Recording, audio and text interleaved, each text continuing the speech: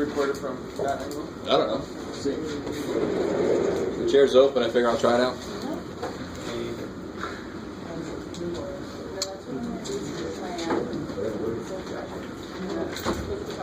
All right. So first off, any specific questions from homework? Okay, I know this is kind of going back, but 7-1. It's the one with the rocket. I know you have to integrate it, but I just have some trouble.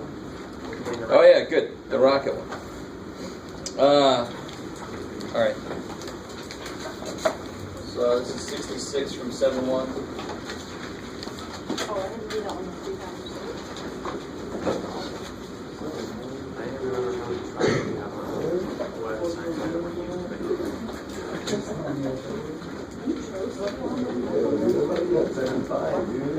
do better.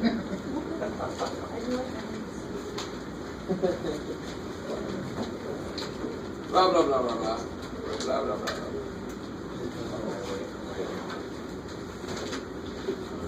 So all of these are constants except, of course, for time. Right.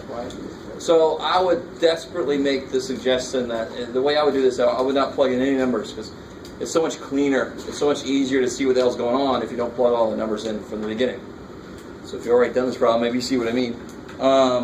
They tell you what all the numbers are, but I'm going to first, and they ask me, find the height of the rocket 1 minute after liftoff. And of course, it makes sense then. How do we get to velocity? We would have done what to position? Taking the derivative. So how do I get from velocity back to position to get it? Right.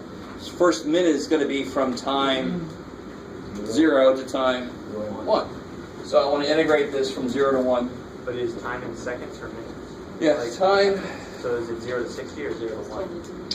Oh, here. So they tell me time is. Oh, good. So they're using normal units. So G is 9.8. What I mean by that is accepted physics. You tell your physics teachers, and they hate that they live in this country because this country is one of 3 on the face of the planet that doesn't use good minutes. Which are the other two?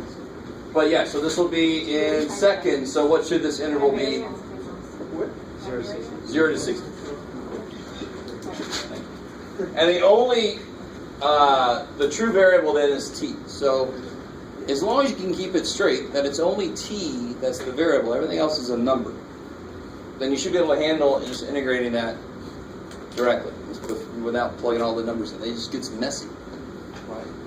So this first part's easy enough. If you've taken any physics, that becomes something very familiar. The second part's the more interesting part. Right. And again, VE is your escape velocity. It's a constant. They tell you what that is. So then how are you going to integrate this kind of thing?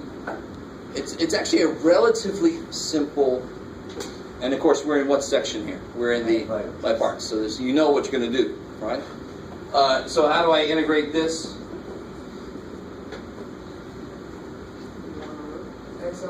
Now be careful. The derivative of ln is 1 over x. The integral of ln is not so nice. X minus x. Sweet. Some of you guys are after my own heart. You've got to memorize it. Kicks ass. So in general, how would you do this if you wanted to prove that? U sub. Can't do U sub, right? Yeah, U sub will not work. So by parts is really the only other viable option we have. I want you to realize that trig sub, the trig integral section, those are just specific kinds of things related to U sub. You guys kind of with me? So we only currently know 3 integration ways. Integrate directly, like integral of cosine we could all do. By U sub, and then its variations, trig sub and all that kind of stuff, and by parts. This is the only 3 things we know. And we do a lot of shit with them. Yeah. Just to make you not feel bad, I only know 3 things, and is this hard? What the hell? You do a lot. I mean, if you want to get down to a calculus, how much do you learn? 2 things. Derivative and its opposite. Right? But you do a lot of shit with it, so yeah, that's why it sounds so hard. So yeah, do that here. This first part is easy. The second part you do, U is ln of this mess. So you do du. dv would be dt. B? Huh? Say again? Oh, never mind. So this first part is easy. The second part, I would take the VE out of the way, and now you can just focus on this stuff here. Is that decent? Is that enough to get you guys going through that? If you haven't done that one yet? I'll take that as a yes. dV would be the minus GT minus D. So dV would just be dt. This integral here, I'm going to break this up into two integrals. There's one integral here. That's easy. okay. And then now I'm going to focus on this. Take the VE out of the way, and now I can focus on this. So U is this piece, because I can't integrate it, so I got to differentiate it. And dV is the only thing left. dV would be dt. V would be Say again? T. V would be T. V would be t, yeah. V is t. Cool. It's exactly how you do integral ln x. The reason you want to kind of do this a little more carefully is because the inside here is a little bit more involved, but it all comes out with the derivative here. You'll be okay. Yeah. Is it okay if I separate the natural log and ln? Sure, yeah. You can use properties of logs here. So if you wanted to, how would you rewrite ln? ln m r minus r t, and then separate minus ln m. If you wanted to. Personally, I wouldn't. But it doesn't. You could do that if you want to. You can do whatever you want. Within reason. All right. Is that good? Is that enough to get you started?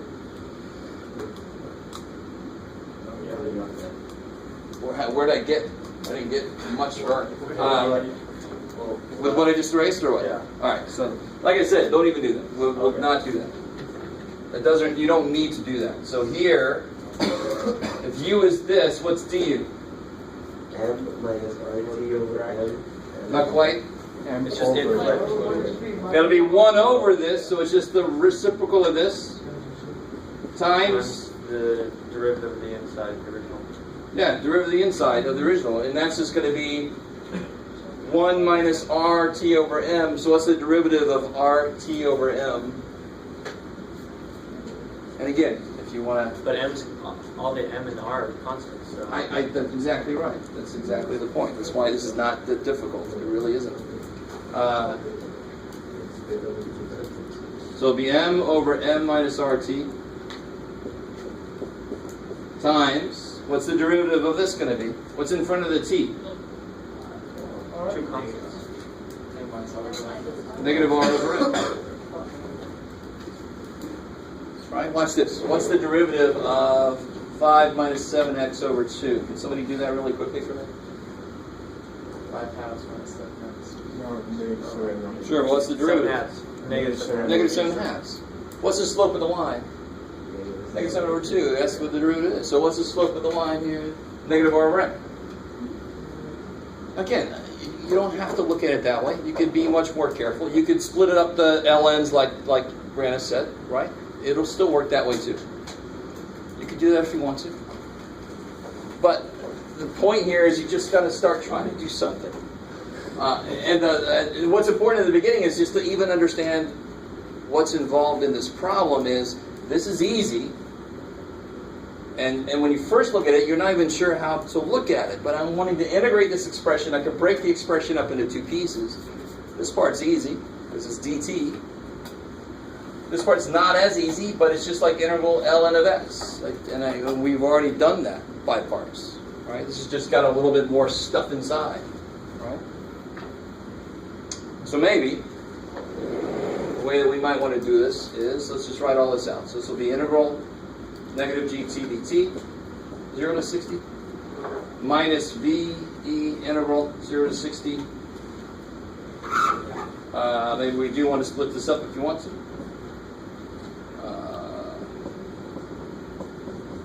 Like that. Check this out. Alright, just splitting up that piece there, the ln piece. Maybe this is a little bit more straightforward, I don't know. So, this piece is easy. I keep saying that, but is it? What's the integral of this piece? Sure, negative gt squared over 2 And then here, this piece, what is that? What is that? Physically, what is it? Constant. It's a constant. There you go. That's what I mean when I say physically. It's weird to understand what I mean by that. I'm not sure how else to say it. That's just a constant. So that's going to be negative ln m times t. That's easy. It's this piece that's going to involve craziness. Well, not too crazy. Right? This part you do by parts. Right? This part is easy. Put the t out front.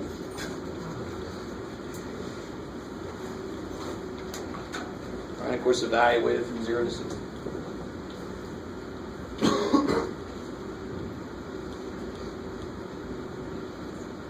This part you do like we started over there, but maybe it'll be a little easier to see now that it's the inside's not quite as, there's no quotient inside, right? That's not really a quotient either because the bottom's a constant, but still maybe that'll be easier to look at.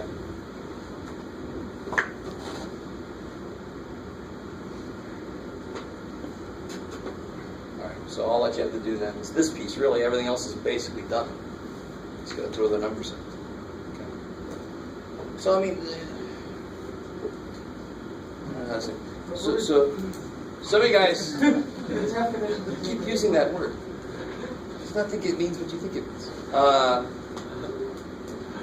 So often you just have to be okay with not knowing the right way to do something. You just start looking for something that looks familiar. So that looks familiar, right? A number t, kick ass, integrating, that's easy.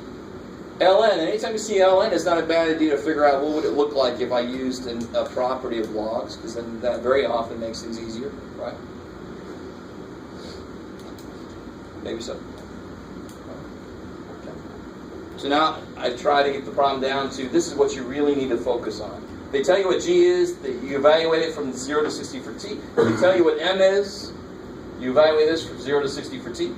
And the middle is the one you actually have to do. That's the one that's from this real section. Right? All right. It's just a little easier, I think, to not put all the numbers in. They just get in the way. It's just a mess. Love it. You guys are still there. Have you tried this one already? A lot of you guys have turned in the work, but you didn't try this one. You looked at it and went, maybe he won't notice. So anything else from homework? That's all I'm going to say. That's too much to say about it. Anything else from homework? So you're going to not put any numbers? Not yet. You will. When you get done with it. Okay.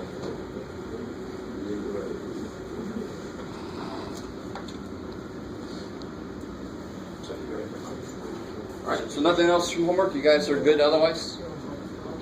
Is that what I'm going to assume? How's homework going? Are you guys? Some of you have discovered a solutions manual somewhere, maybe. I feel pretty confident saying that because the answers are exactly the same format as the solutions manual, which is kind of a giveaway. I mean, there's a chance, there's a probability that's greater than 0 that would just happen. But I would put money on the fact that some of you guys would. And it's up to you. I mean, it's up to you if you want to do that. I'm not going to be all that big in crime busting. If I just kind of notice that, then I'm just going to be like, here's your homework back. You didn't get shit out of that. Right? So the whole point of it is to make mistakes. So then I can say stuff like, here's what you should do instead. If you're getting it out of somewhere else, how can I help you? I can't help you with anything because it's not even your work. All right, so just, it doesn't make any... Homework is not worth enough to do that. If I could, I'd make it 0%, but then what would happen? Nobody would do it. Nobody would do it. So then I have to make it worth something, and the minute I do that, almost no matter how much I make it, people cheat on it. And I'm like, shit. It doesn't matter enough to cheat on. That's totally where you should just...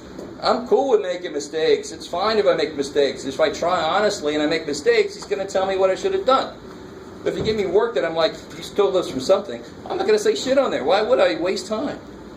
Does that make sense? I'm a little angry, but I'm all right. I'll get over it. Just be careful. There's no point. If you got a solution manual, you got a solution manual, it's awesome to check your work to make sure you're good. But don't just copy from the damn thing. If you did it and you didn't get the same thing they got and you can't figure out what the hell they did, say, this is what I did. I can't see what I did wrong, Mr. Waller. Is this way okay? Is this an alternate way to do it? That's awesome. That's that's the right way to be. Anyway, that's enough of that public service announcement. Frustration. Yeah. Because I love it, just to continue venting a little bit. I love it. I think this is from last semester's calc class. The people that are most vocally upset are the actual ones that have missed a lot of class. The homework they turn is copied from the solutions manual, and they're upset that they're not doing better on the test. And I'm like, if you don't know why you're not doing better on the test, you don't belong in college. You just get the hell out of here, right? I mean, good God. It's not hard to know what's going to make you pass class. And then you get upset at them. Anyway, I'll be right back. That is another class that's in my head too big. I'll let it go. Okay. So just, feel free to make mistakes in the homework. That's what it's there for. Let's try some stuff out of section 7.4, and then I want to just talk about 7.6 a little bit, and then we'll head out. Actually, I'm not feeling that great either. Bad mood, and I got a headache, but I'll be all right. I have attitude. No, I've taken stuff. I don't know why. OD. That'll be really good. So, look at, let's see. Where's one that's got something? Yeah. I think we did this one there. What number is it? Yeah, it's number 24. Is it 7.4? Yeah, 7.4. Okay. So, real quick, I'm guilty of this. I know what the point of a problem is, so sometimes I won't follow the steps you really should follow because I know exactly where to go. So that's part of the reason why I don't like things that are worked out in the first place. What's the very first thing you should check here? Yeah. If I just say integrate this, before you start trying to tackle it any other way, two things you should try. Will U sub work, or can I simplify the quotient? Because there's a problem on the handout we did the other day where an x cancels out, top and bottom, right? Oh, if you want to, I don't think we finished that thing either, did we? You can finish that up too, if you want to. Yeah. You guys see? Okay, there you go. There's an opinion. All right. So what's the first step on this? Check. Yeah, so if I try U sub, what happens? So really, the only thing I can U sub would be this whole thing. Nothing else would make any sense. 3x squared plus 3. So it's no good, right? I'm missing like a middle term. It wouldn't really work between the two things, right? So if the top was any multiple of 3x squared plus 3, U sub would work. So this is what I mean when I'm telling you several of you, rule out U sub first. Because if U sub works, you go, thank God, it's just a U sub problem. Right? Because U sub is relatively easy. But it's not just a U sub problem. Damn. And then can I cancel anything out? Well, that would involve me doing what? Factor. So how do I factor the bottom? So is there any real reason to factor the top? No, obviously an x won't work, and there's definitely no x squared plus 3 in there, right? All right, so I have to use partial fractions. So rule out the easier things. Is it U sub? No. Can I simplify it? No. All right, so I got to do partial fractions. All right, so how the hell does that work?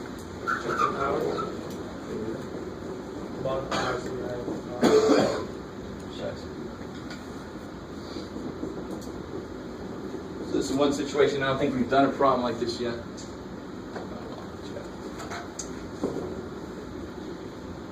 So how do I set up the form of its answer?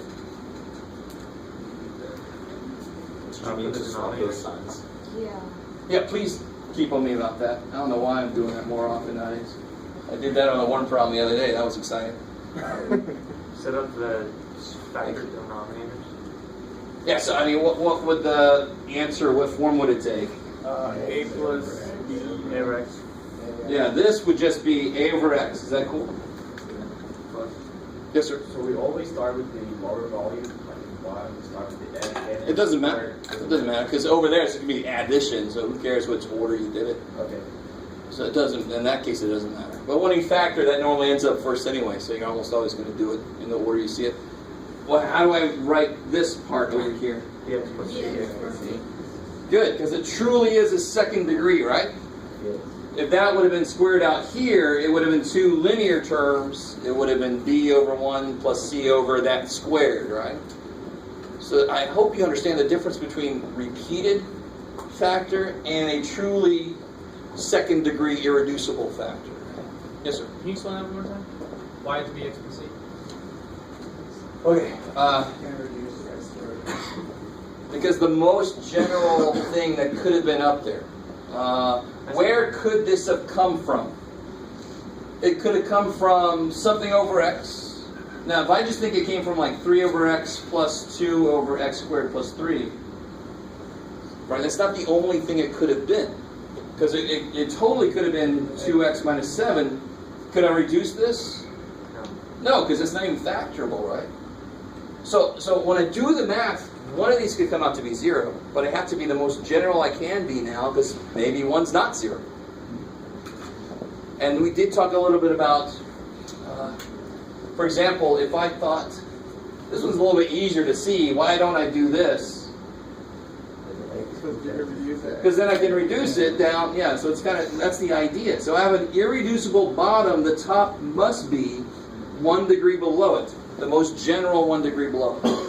So if it was x cubed, it'd be bx squared at the top. Bx squared. Yeah, exactly. So if I had something like this, right, carries on the top, it would be a over x plus bx squared plus cx d. Yeah, if it was a 7th power, good God, save us. It'd be 6th, 5th, 4th, 3rd, 2nd, 1st, 0, right?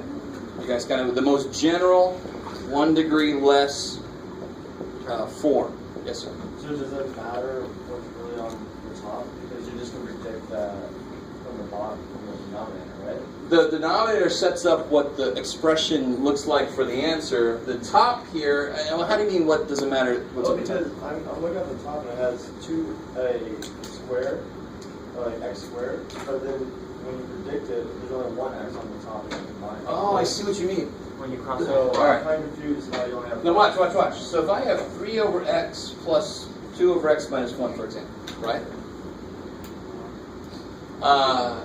Let's do this. You ready? Let's just make it more like what we have here. Is that cool? Yeah.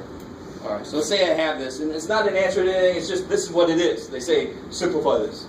How would you simplify that? Common denominator. LCD. Yeah. So 3 would pick up an x squared plus 1, right? And 2 would pick up an x, so don't I end up with x squared on the top?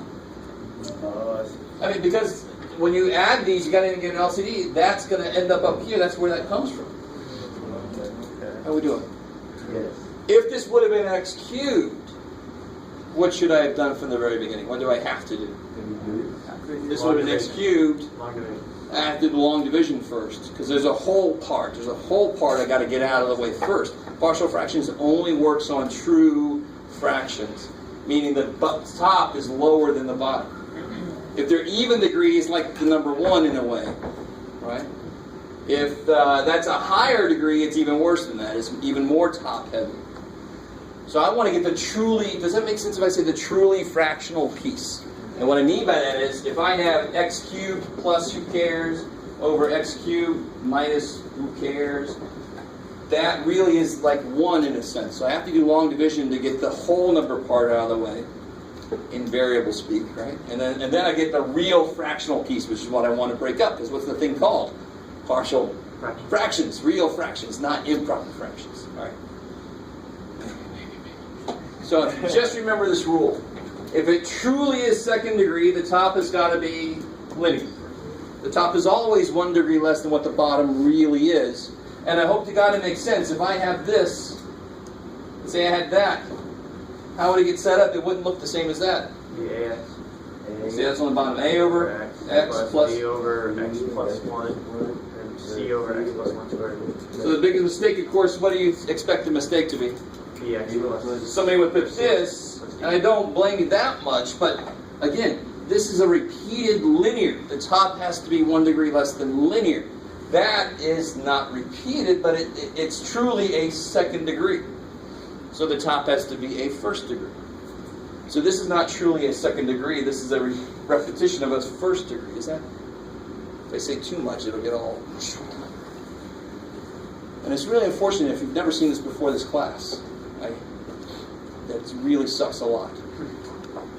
I mean, this is actually relatively simple mathematics. It's not calculus 2 level math here. Are you with me? What's the calc 2 part of this is the integrating the answer. But we could do this problem in pre-calculus, even math 110. Right? So it's unfortunate nobody did that for you. So how does this work out then? What's the next step? X squared A times X. Yeah, you multiply by the LCD. So the A is going to pick up a X squared plus 3. X squared plus 3. The X squared. It's going to pick up the X.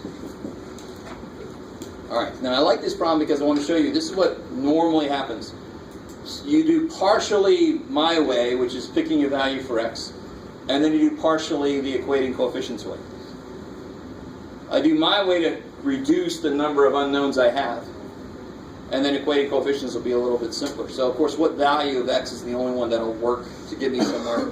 0. 0, right? This one would require irrational complex number. I don't feel like that. So, if 3A X is 0, I'll get 3A 6 Six. equals 3A. equals 3A.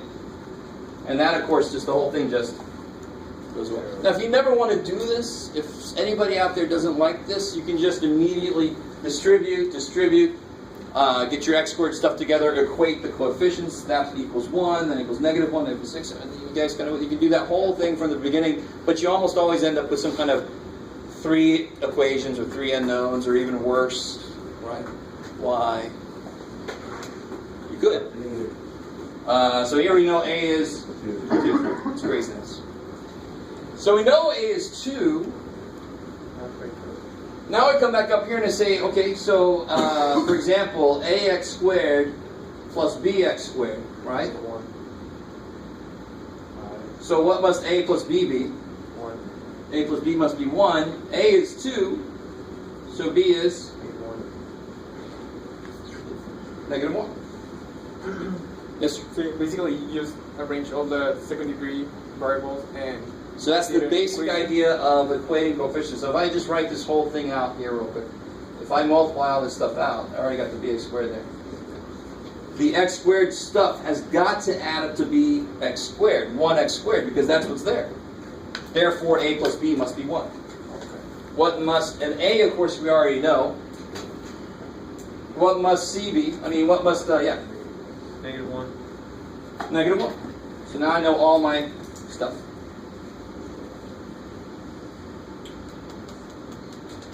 Yes? How do you know A plus B equals 1? Where'd that come from? So are you with me that there's ax squared plus bx squared here? And that's the only x squared stuff, right? So what must a plus b equal if this whole thing equals this? There must be 1, because that's what's there. I love the answer. Why? Because it's there. That's what's there. How do you get to C? How do you get to C? So cx. So what's c got to be? Negative 1. Yeah. So that one's nice. There's only one term, so that coefficient's got to equal that coefficient straight. It kicks ass. Yes. I still don't understand how this one. Which piece? The is x squared plus bx. All right. So let me try this. So you're cool if I do this here. Is that true? All right. Here's the whole thing. Here's that foiled out, gotten together, and put in order here. Right? Is that cool? Did I leave anybody out? No. Okay. All right. Everybody with me? Mm-hmm. All right.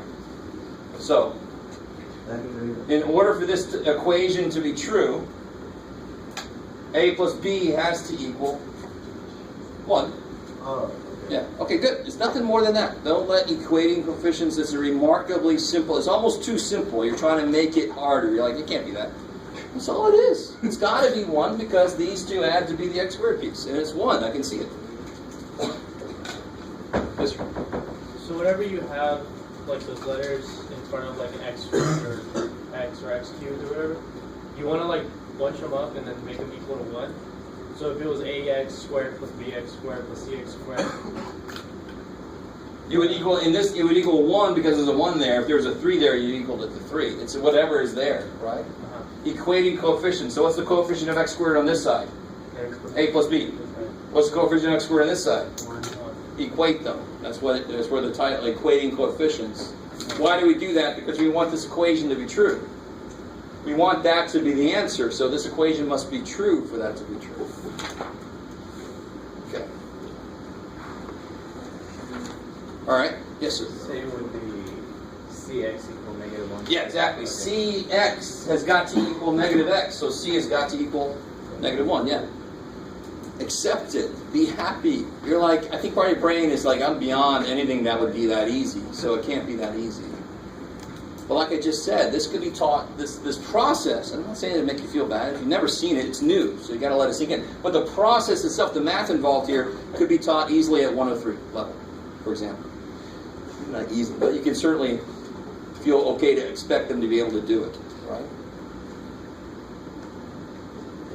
Or maybe, I don't know. All right. We're not done with this, of course, because we have our calculus piece that we still have to do, which is the integral. So let me make some room here again. So we figured out what the form of it is. And what is the form of it now? I can break this up into... Yeah, A was 2. So this is 2 over x. Yeah, so let's just say, well, let's see, let's do this. -1 x minus 1 over coolness.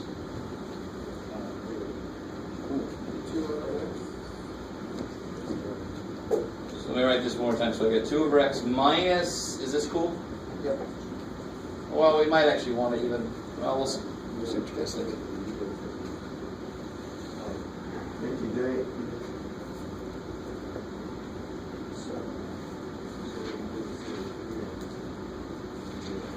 So what do you want to do with this piece here? I mean, this piece is easy, right? Just make a separate interval. U sub. U sub would work if we did what up top? What's not quite going to work with U sub here? Can you guys see? U would be x squared plus c. What would du be? 2x. Is there anywhere for that plus 1 to be? No. So I think somebody was suggesting to do this. You actually have to break that up. So here I get, what is this?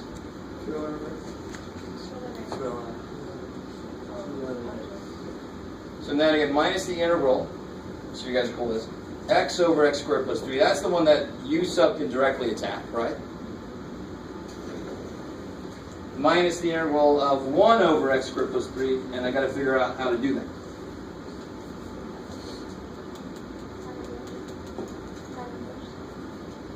Yeah, exactly. You could do the tangent, the arctangent, or the inverse tangent. It's beautiful for, it's 1 over x squared plus a squared. Can we do ln? Ln? Why? I'm glad you're asking that question, but why would ln not work for that last one? So the general. Because if I thought it could be this, the derivative of this would be 1 over x squared plus 3 looks great, but then times, right? That's why this one works with U sub, because the part that has to be there is there. This one is not easy in any way because the part that would need to be there is not there, unless you know that's the arctangent's derivative. Right? All right, so once you do partial fractions, the first couple should almost always be relatively easy, and most of them will be related to ln, as long as it's actually either it's got the U sub piece or it truly is a first degree bottom. If the bottom is first degree, it's always ln directly. The last few are what's going to be weird. Either you're going to have to do trig sub or you're going to have to know some other integrals. Why do you subtract the last one if it's x plus 1? But it's minus x minus 1. Oh, okay. Yeah. So I undistributed the negative to write it a different way. Cool.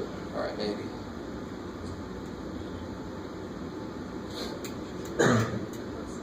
Okay. I don't know. Was there a different... I mean, so now, really, on section SM4, the problem is going to be just setting up the answer correctly, doing the partial fractions part correctly, right? And this piece, again, either you know this is arctangent or you can do, what would the trig sub be here? See, if you want to do trig sub on that.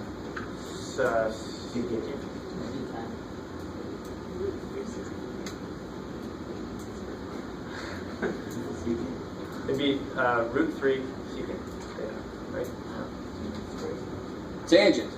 Because secant squared minus 1 is tangent. Yeah. So if it was x squared minus 3, then it would be secant. So But this would have to be root 3 tangent. Where did I get root 3 from? I like it. I love asking that question because somebody's like, you got me there. I got root 3 because once I square it, it's going to match with the 3 that's there already, right? That's the idea. And you can talk about like that's a squared, so the square root of a is square root of 3. But really, when I square that, it's going to match with the 3 that's there, right? I can factor a 3 out and uncover my identity.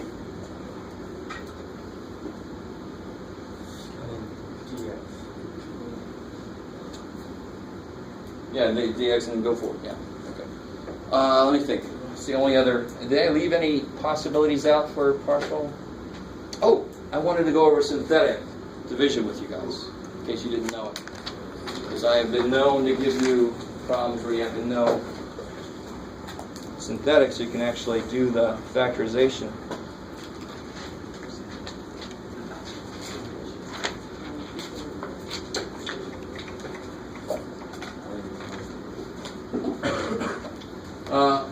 So let me show you. I mean, here's well, so if I had this integral, let's do a real example here.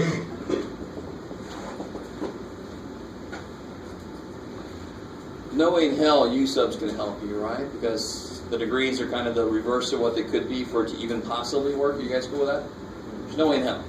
But what's the important thing here? Is it top heavy?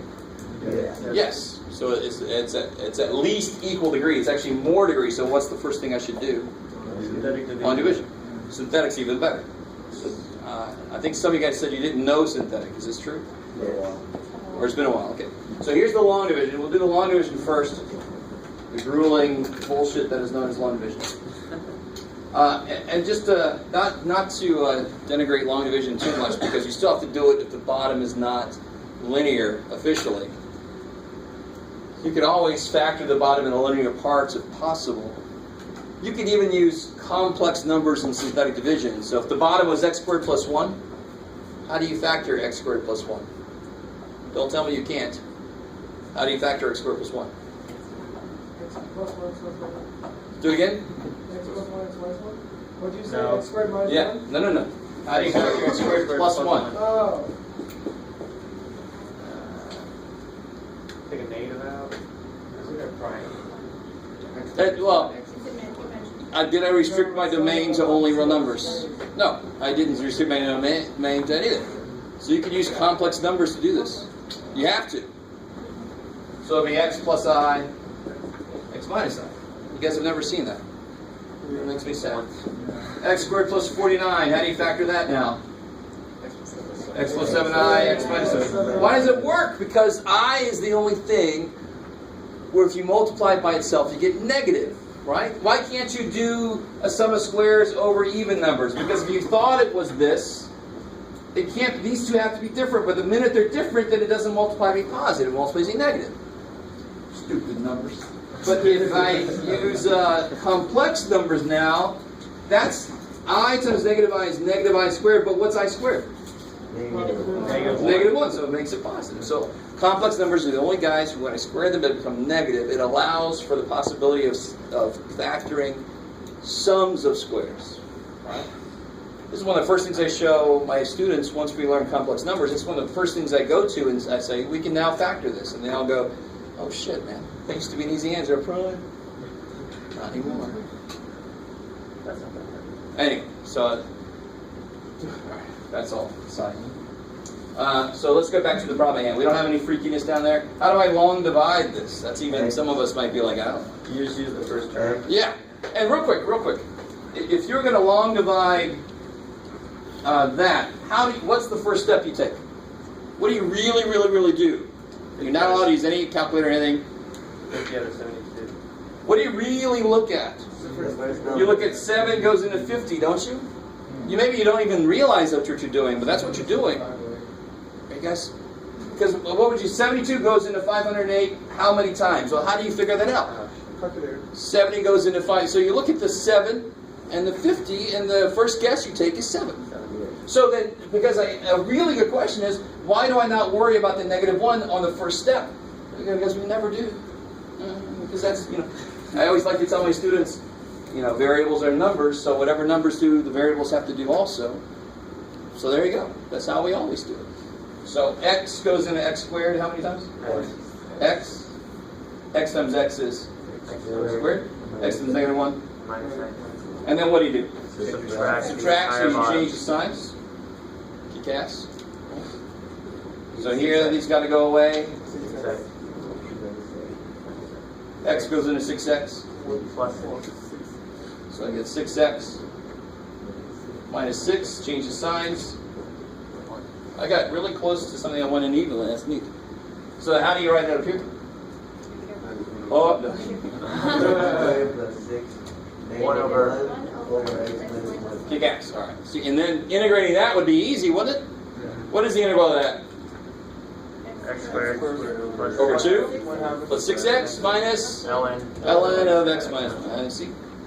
Then I don't have to use part. There's only one term on the bottom. I know I'm not going to have to use partial fractions. I just have to break it up into a mixed number. Right? Here's a whole number, and there's a fractional part. Right? I like it. Cool. So, I mean, this is what you do. Oh, shit. I wanted to leave that up. Because now the important thing is, let's talk about how synthetic division works. So let me leave that up there, because we're going to do this synthetically, and I want to show you. You guys should be, you've done matrix stuff before, right? You know matrices. Yes. Uh-oh. Okay. Calculator will get a nice degree. So the whole thing about matrices is get the variables out of the way, because they don't really matter in the middle of the problem. They only matter at the beginning and the end. So look at all this shit we had to write, and you can imagine it's very easy to make this a much longer frickin' problem. And the beauty of synthetic is it's basically always the same length of a problem. It can get longer if you got more and more shit up here, right? So what synthetic says is, what do we have to do every single time here that sometimes students forget, and it makes the whole damn thing? We have to change the sign. So what synthetic does is it says, I'm going to get rid of the variables. All that really matters are the numbers. But let me change the sign from the beginning. And really, you can think of it as what's the root of it? What's the intercept related to this? 1. Right? But it is changing the sign first instead of every damn time throughout. Stay with me now. Hopefully, most of you should have seen this at least. Maybe it's been a while. And then all I care about are the coefficients as long as it's in descending order. And if I was missing something, I would have to put a 0. So you represent all the degrees. Zeros where there's something missing. So what would that look like? 1. Alright, good. So that represents my bottom, my denominator. This represents my numerator. Now watch, this is kind of cool. Whatever's here is going to be what this ends up being. Really. Right? Especially if I'm dividing by, truly of 1 there. Right? Which is the only way that synthetic really works, to be honest. So that's just going to come straight down. That's going to be part of the answer. That's where that 1, what I end up here is going to be the answer. Then 1 times 1 is 1, add. And see, that's represented by this. 5, 1, 6. 5, 1, 6. 1 times 6 is 6. -7 plus 6. -1. So this captures the most important parts. How important was this shit? Not, because it ended up canceling anyway. So why did I have to write the damn thing down? Same thing here. Why did I have to write that damn thing down? All that matters is this, bam, this, bam, and then I can read the answer out. Randy, you look in pain. Yes? So for synthetic, you don't use anything attached to a variable. You only use that last. And I'll show you, if it was a 2x minus 1 or something, I'll show you what you have to do. Okay. I mean, 2x minus 1 would be related to what intercept or what root? 1/2. 1/2, right? So then you divide by 1/2, but your answer will end up being twice what it's supposed to be. I don't know if that, you guys, Okay. all right, we'll try that, we'll do one. So what's the answer here? Well, this started off as a 1x squared, so the answer's got to be 1 degree below that. So this is going to be x plus 6 minus 1 over, what did I divide? Look at that. So this can very quickly become this long-ass thing. And the only way this is going to grow is this way. That's it. It's always going to be about this big. Right? Yeah, maybe. And why is this a good factoring tool? Because if I ever get this last thing to be 0, that means I did factor that into that times that. That's how this is a very useful factoring tool. Maybe. Yes, sir? Where did you get the 1 that is over x minus 1? You have to drop a degree, so that's the only way you Well, I got see. Oh yeah, so this has got to go from second to first, from first to 0th, and then from 0th to -1th. So this is always going to be your remainder term. You're going to write it just like you always would. But I really wanted to make sense. It follows a pattern. It's got to go down by a degree. Why does it have to go down by a degree? Because I divided by x. It's going to lose an x everywhere, right? The last dude was a constant, so now it's got to be something over some kind of x, right? So if you were to divide, So that x plus 6 is going to be what you're talking about. No, this is the answer. I mean, that is what that is. Right. That whole thing equals this. When we're going to integrate. And then, of course, you're going to integrate that. You replace that in there. Right. Then you integrate it. When we do an integrate, we just use separate. you don't need to use that. So now that problem becomes this. How do you integrate that? X squared over 2. X squared over 2. Squared over 2. Right, X yeah, right. minus 11x. And then Plus C. Yeah, I underline it. So yeah, this whole thing, that is this, which figures out what that division is. Right? Don't bring it back over x minus 1. It's like, when does it stop being divided, the poor thing? So that's actually what the answer is. Poor little dude. Yeah. Yeah, what if, for synthetic, how do you do cube polynomial over a square? That's, so in that case, you either just always do long division. Has everybody got this here? Or, if you can, let me show you very quickly here. If I had, just to show you what you could do.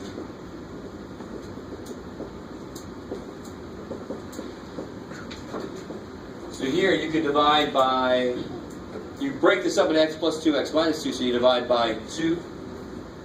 And then you divide the answer by -2. Oh. Yeah. I mean, that's one way to do it. Or, it's a problem like this, long division actually might be a little quicker in this problem, but this gets a little weird as to how to handle the remainder from this guy and the second guy. But it's just going to end up over x plus 2 and x minus 2. So you still can do it. Even if this was plus 4, I could just do 2i and -2i. Believe it or not, the complex numbers will work in there. Yeah. If the answers from those two, you add them together and multiply them together. Since you separated. No, I continuously divide, because what is this, let me go back to this. Let's try this out, maybe. So I'm going to divide this by x minus 2, and then what do I still have to do? The answer I got to divide by x plus 2, because it's being divided by both. Yeah. All right. I'll try not to do it, because I want to keep going, but that's one option you have. If you have the bottom is not linear, you can break it up. Now, the more important one is, what if it is linear? So what if I had this instead? Like you were saying earlier, like 2x minus 1. And synthetic actually does not work if the first number is not a 1. So all you do is, now watch, this is really kind of simple to see why this works. Factor this. Take the 2 out. What are you left with? So if I use a 1/2, and when I teach this, I call this the penalty box. So I keep almost saying that. So I call this the penalty box, and I don't even watch hockey. So still, you put the little 1/2 in the penalty box. Whatever the answer is going to be is twice as much as it's supposed to be because you didn't divide by the 2 yet. Do you see that? So if it's truly linear, synthetic will always work. You just have to factor out whatever, if that first number is not a 1, you just got to factor it out and then cut it in half or thirds or whatever it is at the end. So if we did this, here, you guys try to do this. Let me shut up for a minute. Try to synthetically divide that.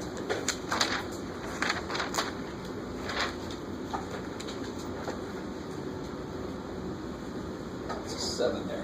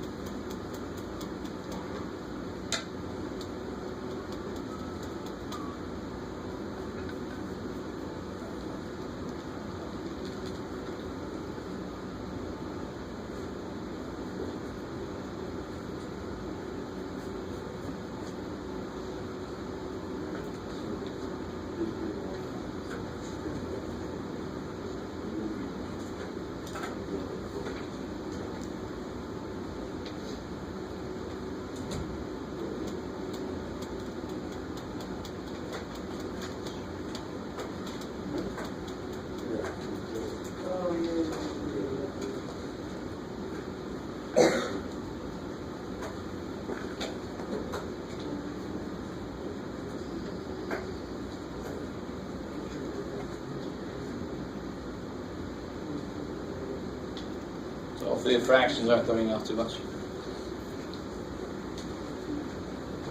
So you bring the 1 down. 1/2. 1/2 times 1. 7 over 2. Yeah, you add them.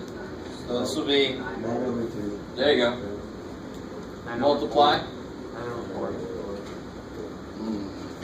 Negative 19 over 4. Yeah, because this will be negative 28, so negative 19 over 4, then you multiply. 19 over 8. You get negative 3 over 8.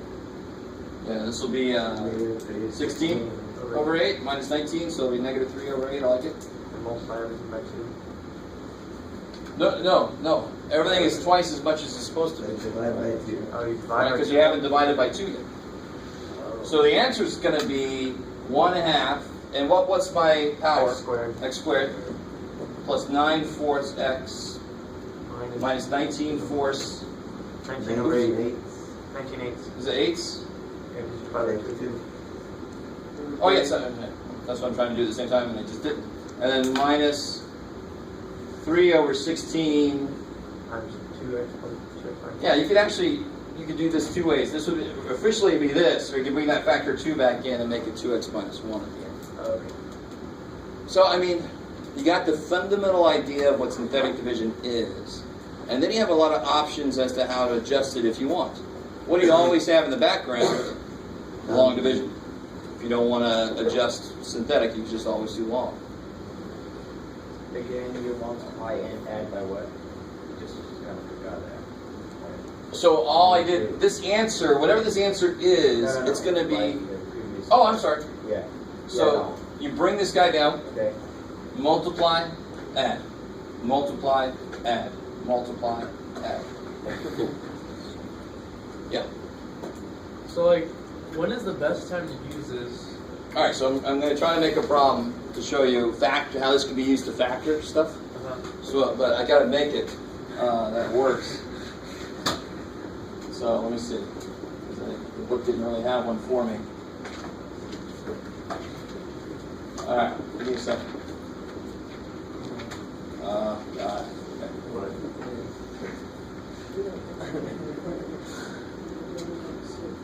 Talk amongst yourselves. Oh yeah, that's your work. Let me see. Find out. All right, hope you got it. Did that right? Let's find out.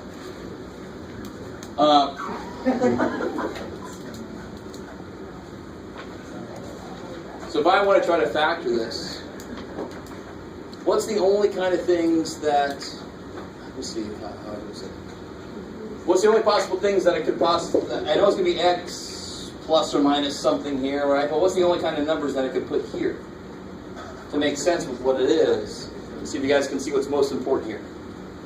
If this is factorable all the way down, I'm going to end up with this kind of thing, right? 3 of them. Right? Grouping doesn't work worth shit. Grouping goes right out the door. Grouping is a very hyper-specialized thing that you should never expect to truly happen anywhere, to be honest. Very rarely. So grouping sucks. So I know it's going to end like this. What kind of numbers, what are the only kind of numbers that are allowed to be back here? X makes the first dude. This has to make the last dude. So I can't put a freaking 11 here. I'm not going to try to synthetically divide by 11 because 11 can't go into 56, right? So then this guides your guesses for what to synthetically divide by. And if you have to long divide over and over again, good luck. It's crazy. I'm not going to do that. So if I try, give me something to try. 4. 7 and 2.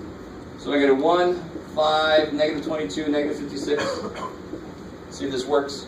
And you can kind of look ahead. 1, 4, 9, 36, negative 14. It looks like it was going to work, right? 1, 4, 9, 36. Negative 14. 14 times 4 is? 56. So why is that good? You get a 0. You don't have So to what did I write just figure out? This equals, what is this related to? X minus 4. X minus 4. times x squared, 9x, 14x, or 14. Because I had a 0 remainder. So it went in evenly. So this is a factoring tool. When students first learn synthetic, they don't see how that could possibly be true, but there it is. If it's factorable, that's how you can factor synthetic. And then we factor that. And then the last piece is easy to factor, right? Can you factor that? X plus 7, X plus 2. All right, good. There was a couple of layers to that question. Is it factorable, and can you factor? Sweet. And then, then I could do my partial fractions based off of those. A over that, B over that, C over that. Yes, sir? What if there's a remainder? Oh, if there's a remainder, that's going to be like this guy. Remember, he led to an ln. Or he might lead to a trig sub. That last guy is normally the guy where ugly things happen, or could happen. Does that make sense? But it makes the rest of the problem easier. Yeah, all the other pieces are easier. And actually, the original problem very often is completely impossible, so it makes it possible. Right? So it concentrates the ugliness in the last term, and normally it's not even anywhere near as ugly as it was. Maybe. I'm trying to sell you something, some product. Try new. Partial fractions. It dices, it slices. Cleans your floor. It's a good dessert topic. It's an old SNL skit with Dan Aykroyd. Look it up. All right. So that's enough of that. I just want to talk a little bit about the next section, which I forgot to bring my. I'll do this next time, but I have this book. It's about this big, and this it's like that, and it's about yay big, huh? And it's basically filled with mathematical and engineering constants and so forth. But a huge section of it, it's like the back of your calculus book on steroids. It's just devoted to different forms of integration. So I know a lot of you guys have already been looking in the back. It's not a bad idea. Every damn time you get to a new class, you look in the back of the book to see what the hell's back there. And in the back of our book, there's a bunch of reference pages. If you don't have the book, they're online too. Yeah. The front of the book has some question. And the front of the book's got some good shit too. Why don't you divide by a negative value? For example, the previous problem was x minus 1/2, and you divided by 1/2 by itself. What about the sign, negative sign? So if I had to divide by x plus 1/2, I would have put a negative 1/2 there. That's all. One more time. If the bottom would have been, so here, if I want to divide by x plus 7, Okay. I'll put a little negative 7 in there. Because you have to change the sign back. Because effectively, what that really does is instead of changing the sign every damn step like in long division, I'm going to change the sign once there. And that's why it makes it even a little bit quicker, more efficient. Yeah. But the way to look at it is you just think about what makes it 0, and that's what goes in the penalty box. Yeah. Or whatever you want to call it. Okay. Let's see. So section 7.6 is all about using integral tables. I want to warn you, it sounds like that should be very easy, but it's really, really easy to make mistakes because it seems like students, I'm not sure, when you get used to the idea of the form of something. It's sort of related to, remember when we had this, and we had to figure out how to write what that was going to look like? And figure out what's really going to change in the form of it. Right? So what was important was that one piece that was double what was in there already. Right? So how would this be written? 1 plus cosine 4x. Good, because the rule is it's twice whatever's in there. Good. And we looked at like sine of 4x, sine of 4x and stuff like that, trying to figure out how to rewrite it. All right, maybe. So when you're looking at these rules, so for example, here's a rule from the back of the book. Let me give one that's not too crazy.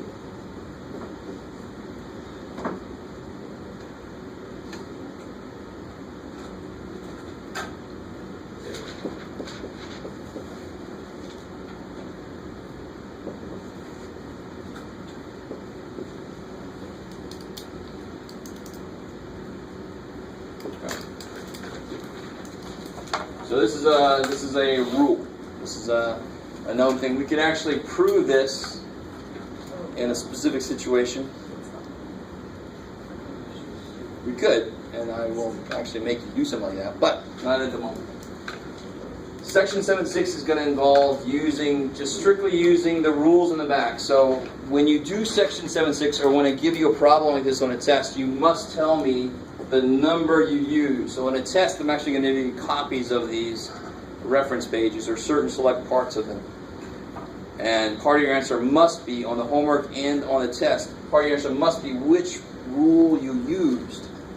Because sometimes it's very hard for me to figure out which rule you were trying to use. And that's part of how I give partial credit. Right? So if I can't figure that out, I say, screw it, then all right, got to assume they did it wrong. So give me that number you used. Right? So for example, if this is my problem, you know you're going to use this, but you got to explain to me how you know you're going to use this. This is my problem here. What you got, Jeff? I don't know, man. Let's not make it too crazy. All right.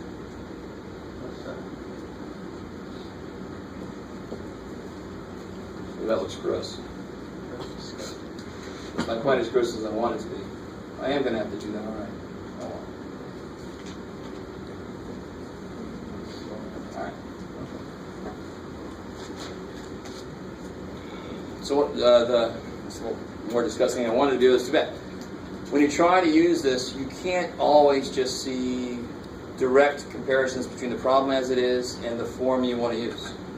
The reason that they have U's in all the forms in the back is because very often they come from a U sub step. So this looks like this if I assume du is all the extra crap laying around. It looks like it wants to be this form, right? So if I just let u equal the piece that's in the right place, what's du? Du is 2 ln x times the derivative of ln x, which is 1 x. And 2 ln x over x is all the extra crap that's in there, right? I mean, I really want to make that point clear on a lot of the problems in section 7.6, not all of them. The first step is going to involve a u sub. And that's, of course, why the forms have u's in them. They're trying to give you that hint, right? Maybe. So you look for what's really this chunk. This chunk you can't mess with. That form has got to be somewhere if that's going to be the right form to use. I have to see square root of constant plus function squared. I got to see that somewhere. And then I go, okay, if I think it's that, then everything else here has got to be du. Well, let me see if that's true. Do you follow? All right. So if you're online, there's a section, you can look at the ebook and there's a reference page link, if I remember correctly. So you can still reference those pages. I think they even have it built into the problem, so they have a table of integrals link. But don't quote me on that. I can't remember. So how do I actually do this problem? Well, now I've done this. That's the hard part. So that now what does this look like? Du over square root of something plus u. Square. Yeah. So now what's a? 4. 4. So A is 4. And since I got it in the right form, you can even do this. What's U? U was ln of x squared. So when I go to write the answer, the form of the answer, I can just plug in what I know. Well, U is not ln of x squared, it's just ln of x. No, U is. Oh, what did I just do over there? I almost had it right, didn't I? U is ln of x. U is just ln of x. U should just be ln of x. And I was trying to think too far ahead to make this problem come out the way I wanted it to. So, watch this. You ready? So I want this to be a u squared. So I really need to make this. Oh, you guys are going to love this. All right. So this is me trying to make up my own problem out of nowhere. I think you guys can see what happens. So u should be ln x. So to make this problem, what did I really need in here? Just that. Is that cool? Yeah. All right. So I'm just trying to make a problem to show you how this works. So if I let u equal ln x, du is 1 over x, and that's what's in here. So now this all is du. This is square root of 16 plus u squared. Full. And when I go to answer this problem, I can just write this form. Because if you can put it in this form after a u sub, you can just write the form from the table. I mean, using tables should at some point be easy, because all the work's been done. The hard part is just making sure you pick the right form and you can get it to look like that after a u sub. So there is a little bit of difficulty at the beginning, but once you got this to work, it should be easy. So now I can write ln of, what was u? ln of x. ln x plus, and then that's just that. Square root of 4 plus ln of x squared. And then done. No, your original problem would have worked if it was ln x to the 4th, right? Yeah, yeah, exactly. Then it would have, well, if it would have been, Could have just. yeah, if this would have been ln x to the 4th to begin with, Right. yeah, then it would have been true. I like it. All right, maybe. Let's do one more, and I'll let you guys try one. If you don't have a book, I didn't bring my copies with me, so you have to look over with somebody else. Let's try one together. Let's do one right out of the homework, so we can skip Jeff making mistakes here on the board. What about? I'm not open for. Or is that part of the homework? No, it didn't sound like it. Is it? All right, sure. We'll do it again from the homework. So number 5 is a definite interval.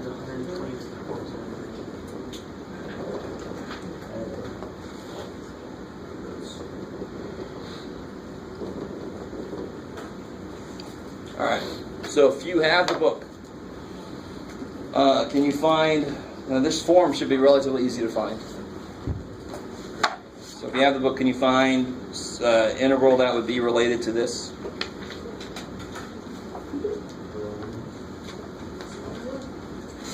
It's 89. Good.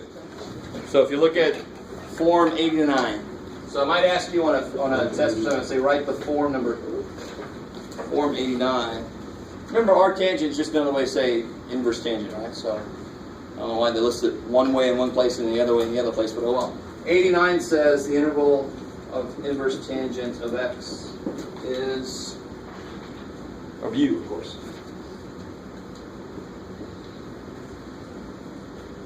Where'd you go? There you are. U, inverse tangent u, minus 1/2 ln 1 plus u squared plus c. Alright, so that's the form of the answer, and that's the form of the interval. And just looking at it, that's obviously true. No, it's not. That is not. Does that say 1 plus u squared? Yes. I forgot some of you guys are bookless. So u arctangent u minus 1/2 ln of 1 plus u squared plus c. So what's the... So u equals 2x? Yeah, exactly. Yeah. So very often the form, if you find the correct form, it tells you what u is. You just got to make sure that once you do that u sub, do you really get the right form? And here, there's not that much going on in there, so of course you do. So if u is 2x, du is 2 dx. So let's go ahead and change the limits too. Might as well. So if u is 2x, what do the limits become? If x is pi over 8, u is pi over 4, and of course 0 stays 0. Alright, let me stop there for a second.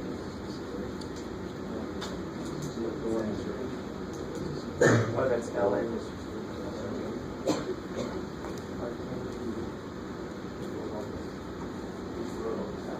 So let me write the form of the answer. Here's the form of the answer.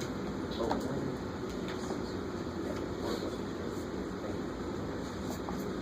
that's what the answer would be if this is the integral. And I do just have an integral of an inverse tangent of something. Letting u be that thing makes it exactly that form, right? So now this looks like integral 0 to pi over 4. Let's write this as inverse tangent of u. And what am I missing here? So what do I have to put outside? 1/2. Cool. Because then I get my 2. That's du. Alright, maybe. So sure enough, doing the u sub that this form wants me to do does make it turn out to be exactly that form. So then I know I'm on the right track. I know this is right. So now I can write the answer to this. I still have to do that checking. So it'll be 1/2. Yeah, u was 2x, so it'll be 2x arctangent 2x minus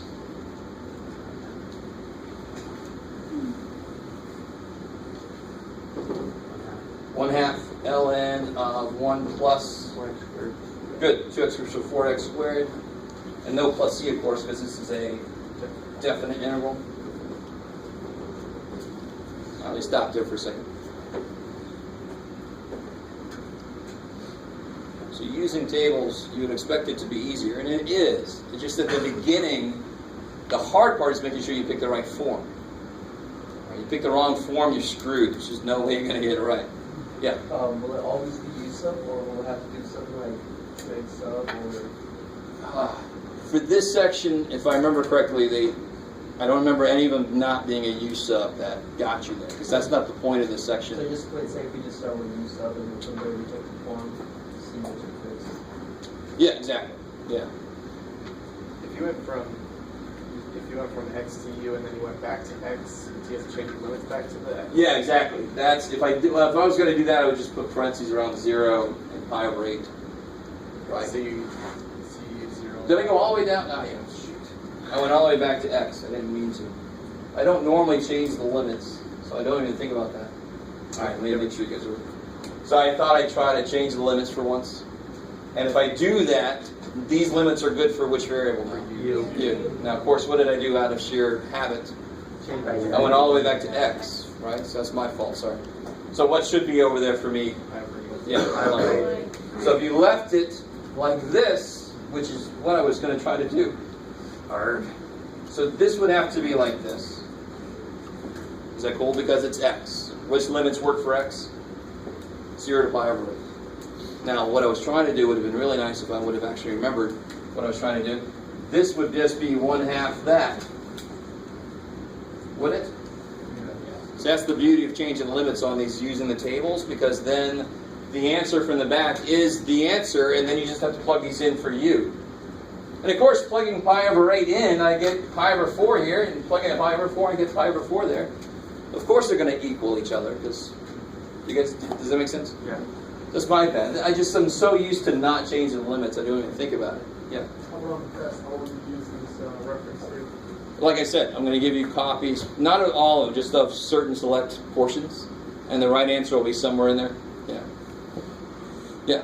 Will you tell us on the test that we have to use this, like right before the problem? Oh yeah, because otherwise, you'll Get stuck. exactly you'll be trying to do it where it won't work, or I didn't give you the right section. So I will be very specific. Everything else, I don't want you to use a table, even if it works. I only want you to use a table when I say using the table of integrals provided. Do this problem. If I don't say that, don't do it. I want you to do it full out. All right.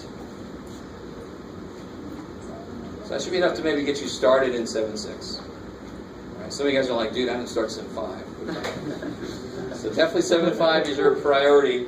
And the reason 7.5 is your priority is because Review. we got a quiz.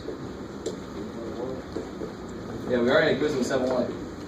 So it's going to be on 7-2 and 7-3. So I'm not including partial fractions in there yet. Just remind you guys, 7-2 was the trig integration, 7-3 was trig sub, right? Which is some of our favorites. Is that going to be on Tuesday? When's that going to be on Tuesday? Yeah, yeah, it's the next class.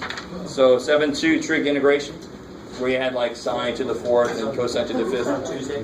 Tuesday? Or Tuesday, yeah. Oh, Tuesday. 7-3 was trig sub, where you had like square root of 9 minus x squared, so you have to do like x equal 3 sine, that kind of thing. So just those two kind of problems will be on the quiz. Trying to let us out early, which I will now do. We are done. Tuesday's on Thursday of the week. Yeah, quiz Tuesday, 7-2 and 7-3. And our test is in 2 weeks. Yeah, test is exactly 2 weeks from today. Okay. So if you've been waiting for that test, you can't believe it's already not already here. It's coming. Don't worry. Be patient. I'll take your time.